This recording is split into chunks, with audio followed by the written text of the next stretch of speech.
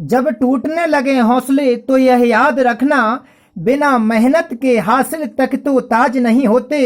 ढूंढ लेना अंधेरे में ही मंजिल अपनी, क्योंकि जुगनू कभी रोशनी के मोहताज नहीं होते।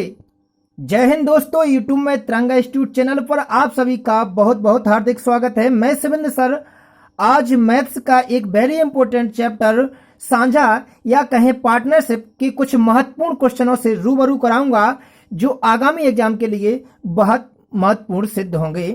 तो चलते हैं और जानते हैं कि साझा के कैसे क्वेश्चन आते हैं एग्जाम में और उन्हें कैसे सॉल्व किया जाता है कम समय में। तो देखते हैं। और हाँ, जो साझा अध्याय है पार्टनरशिप है, वास्तव में ये अनुपात और समानुपात का ही एक भाग है, परंतु विभिन्न प्रकार के क्वेश्चन बनने पर इसको अलग रख देते हैं। तो चलिए और चलते हैं, जानते हैं पहला क्वेश्चन क्या है।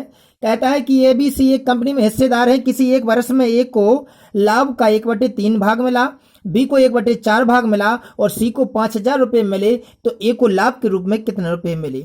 देखिए, कोई भी जो लाभ होता है या कोई भी राशि होती है जो अपने आप में पूर्ण होती है, और जो अपने आप में पूर्ण होती है, माना कि 1 होती है, 100 होती है, 1000 होती है, कुछ भी होती है, हम मानते हैं कि जो कुल लाभ था तीनों का टोटल, वो तीनों का हमने कुल लाभ माना कि वो 1 था। परंतु क्या हुआ कि इसमें से जो बी ने भाग ले लिया वो 1/4 ले लिया। जब बी ने 1/4 ले लिया और सी ने कितना ले लिया, 1/1, हाँ, इधर पर बी ने 1/4 और ए ने कितना ले लिया, 1/3 ले लिया। ए ने 1/3 ले लिया। वे कहते हैं तो बताइए कि ए का भाग कितना रहा होगा, जबकि सी को 5,000 रुपए मिले हैं। देखिए, इधर पे बी और ए का टोटल भाग देखें, यदि ए और बी का टोटल भाग, तो 1/4 को 1/3 को जोड़ देंगे, जोड़ने पर इसको कितना आएगा, तो इधर पे देखते हैं कि 7/12, भिन्न करने पर 7/12 आए।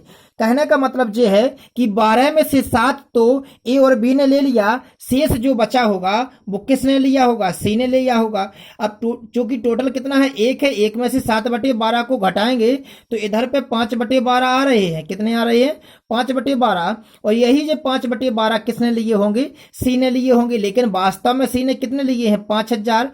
जो वास्तव में लिए हैं वो बराबर में रखते हैं।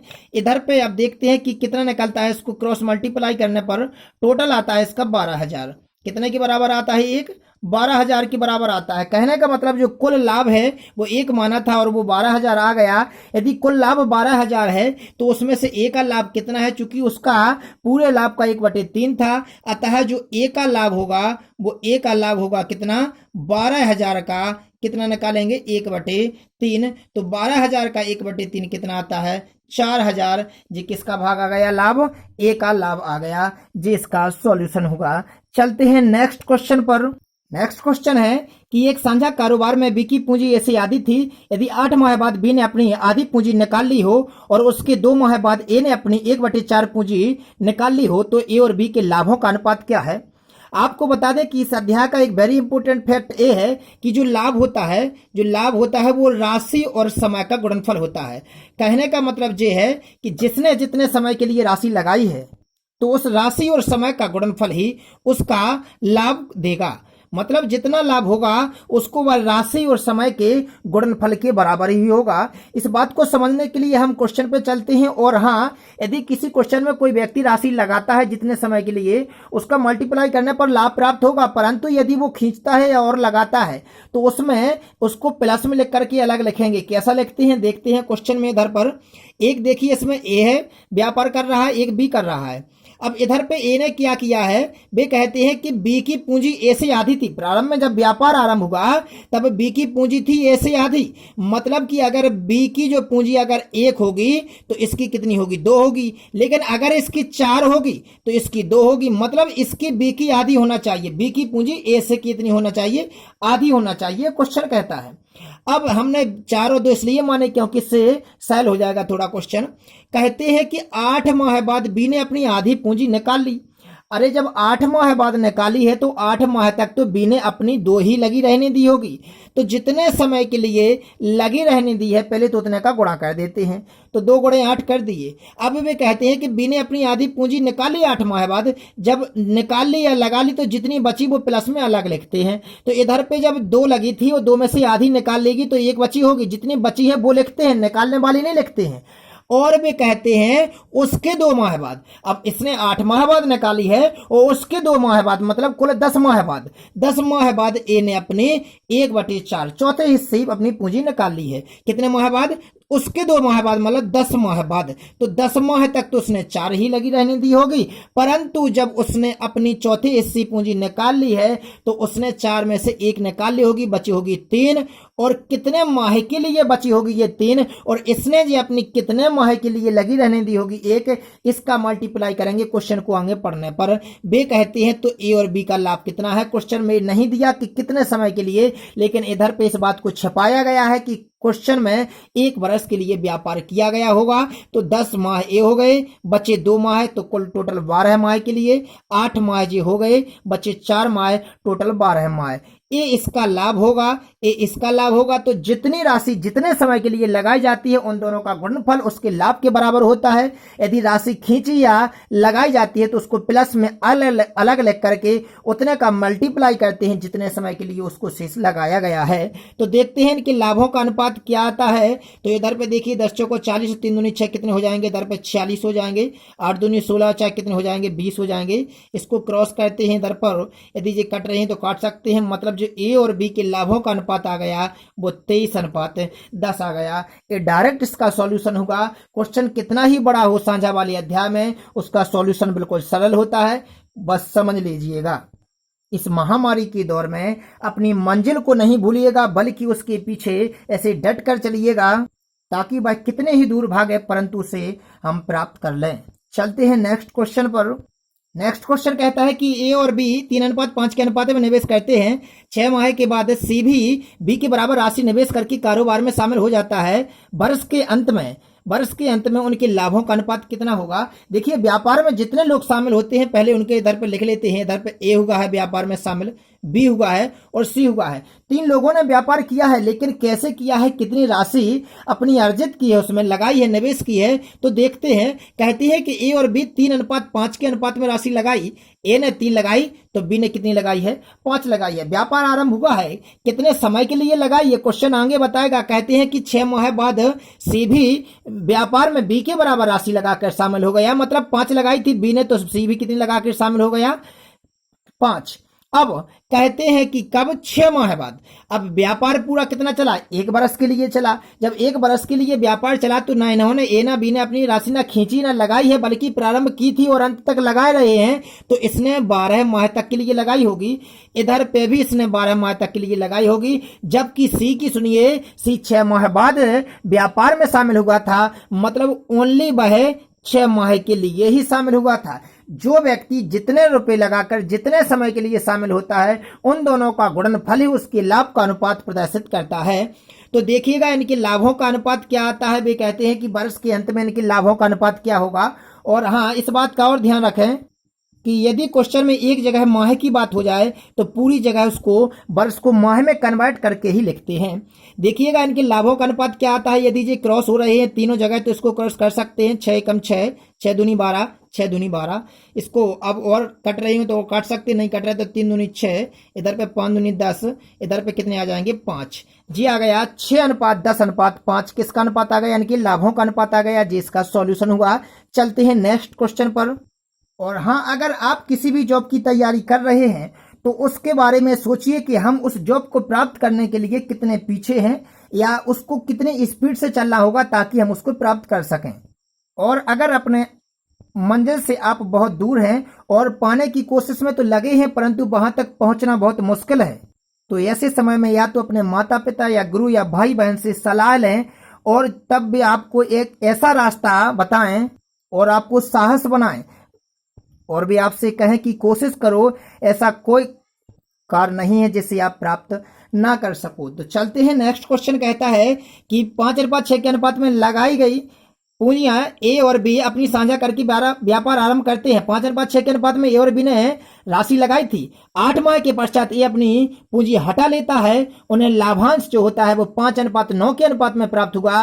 तो बी ने अपनी पूंजी कितने समय के लिए लगाई। देखिए व्यापार जो 2 लोगों ने किया था, एक व्यापार में ए हुआ, एक व्यापार में बी हुआ। 2 लोगों ने जब व्यापार किया तो उन्होंने प्रारंभ में 5:6 के अनुपात में राशि लगाई थी, परंतु क्या हुआ कि कहते हैं कि 8 माह के पश्चात ये अपनी पूंजी हटा लेता है, पूरी पूंजी वापस निकाली 8 माह के बाद, तो इसने 8 माह तक तो अपनी पूंजी लगी रहने दी है, परंतु वे कहते हैं कि उन्हें लाभांश जो बाद में प्राप्त होगा, जो लाभ प्राप्त होगा वो 5:9 के अनुपात में प्राप्त होगा।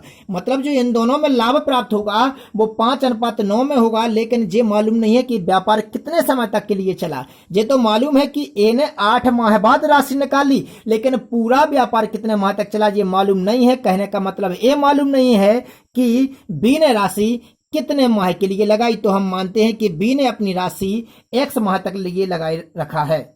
और इन दोनों में जो लाभों का अनुपात है वो 5:9 के बराबर है। यदि ये कट रहे हैं तो इसको काट सकते हैं।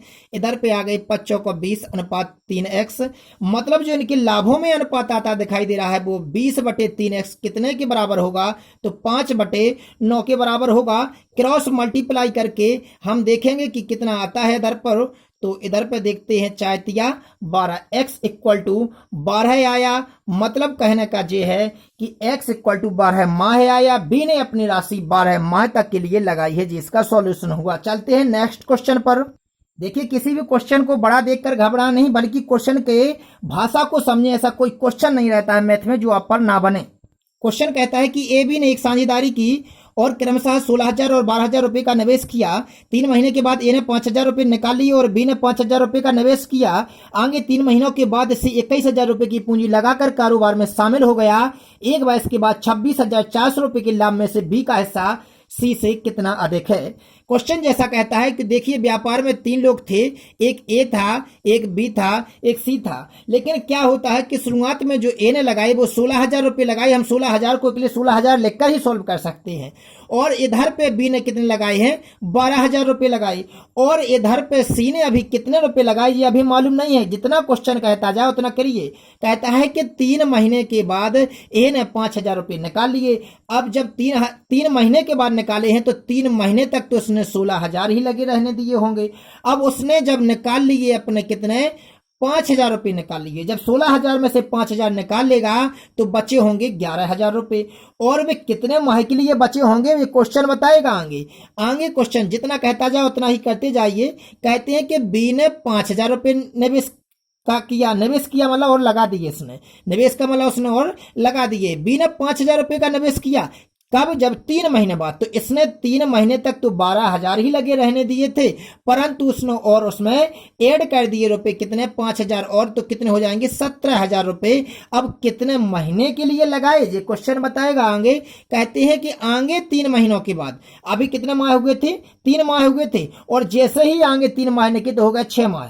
3 महीनों के बाद 21,000 रुपए लगाकर, कितने रुपए लगाकर 21,000 रुपए लगाकर कौन शामिल हो गया, सी शामिल हो गया। और कारोबार में शामिल होने के बाद 1 वर्ष चला व्यापार। क्वेश्चन खुद कहता है, लास्ट की लाइन, इस लाइन पर पूरा क्वेश्चन जाता है कि 1 वर्ष बाद 26,400 रुपए का लाभ हुआ। जब 1 वर्ष बाद हुआ तो देखिएगा कि इसने कि 6 माह बाद हुआ था, क्योंकि 3 माह और 3 माह कितने 6 माह बाद शामिल हुआ, तो ओनली ये 6 माह के लिए शामिल हुआ। जो व्यक्ति जितने माह के लिए शामिल होगा उसकी राशि में उतने का ही गुणा करते हैं। परंतु इधर पे 3 माह जे हो गए, बचे होंगे कितने माह 9 माह, क्योंकि 9 और 3 कुल कितने 12 माह चाहिए टोटल। इधर पे 3 माह जे हो गए थे तो इसने 11,000 कितने माह के लिए लगाए होंगे 9 माह के लिए लगाए होंगे। जो राशि जितने माह के लिए लगाए उतने का ही मल्टीप्लाई करना है। जे इसका लाभ होगा, जी इतना इसका लाभ होगा, जी इसका इतना लाभ होगा। इनको क्या करते हैं हम सॉल्व करते हैं। तो देखिएगा,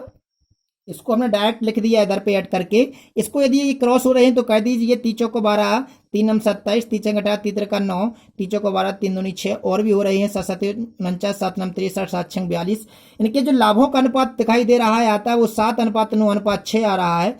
अब क्वेश्चन क्या कहता है आगे, कहता है कि कुल लाभ होगा 26,400, तो बी का हिस्सा सी से कितना अधिक था। इधर पे देखें कि बी और सी के जो लाभों का अंतर दिखाई दे रहा है वो कितना दिखाई दे रहा है 9 और 6 में 3 का अंतर है। तो बी और सी के जो लाभों में अंतर है वो 3 का अंतर है। जितने का अंतर होता है वो ऊपर लिखते हैं और टोटल लाभ नीचे लिखते हैं। कितना टोटल कितना हो रहा है 9 6 15 और 7 कितने हो जाएंगे 22 हो जाएंगे। और इनटू में वो राशि लिखते हैं जो लाभ के रूप में प्राप्त हुई, चूंकि कितनी हुई 26,400 हुई। तो इधर पे लिखेंगे हम कितने 26,400 400। वो इधर पे रख करके इसको अब काटेंगे, इधर पे काटने पर 22 एकम 22, 22 दूनी 44, इंटू कर देते हैं, कितने आते हैं इधर पे 3600 आते हैं। मतलब जो बी और सी के लाभों का अंतर रहा है वो 3600 हुआ है, 3600 जिसका सॉल्यूशन होगा क्वेश्चन का। चलते हैं नेक्स्ट क्वेश्चन पर।